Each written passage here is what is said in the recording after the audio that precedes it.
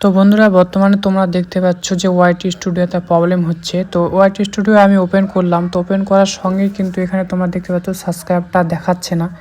এরপর যদি আমি কন্টেন্টে যাই, এরপরে তোমরা দেখতে পাবে যে কোনো ভিডিও টাইটেল বা ডেসক্রিপশান লিখতে গেলে সেখানে কিন্তু একটা প্রবলেম দেখা দিচ্ছে, যেমন এরকম সামথিং নটস রাইট দেখাচ্ছে। তো এই প্রবলেমটা দেখা দিচ্ছে। তো এটা আসলে কি করে ঠিক হবে অনেকেই বুঝতে পারছে না।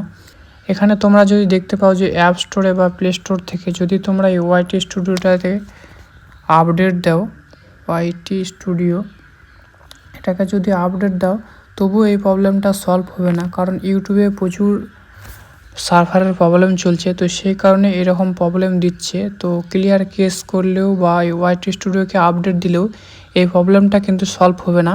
তো এটাই হচ্ছে ওয়াইটি স্টুডিওর প্রবলেম, মানে ইউটিউবের প্রবলেম।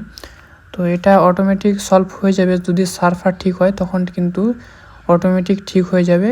এটা নিয়ে কোনো চিন্তা করার কোনো কারণ নেই। তো আজকের এই ভিডিওটা তোমাদেরকে কেমন লাগলো তোমরা কমেন্ট করে জানাও। আর যদি ভিডিওটা তোমাদের একটু কাজে লাগে তাহলে ভিডিওটা লাইক করে সাবস্ক্রাইব করে পাশে থাকবেন। ধন্যবাদ।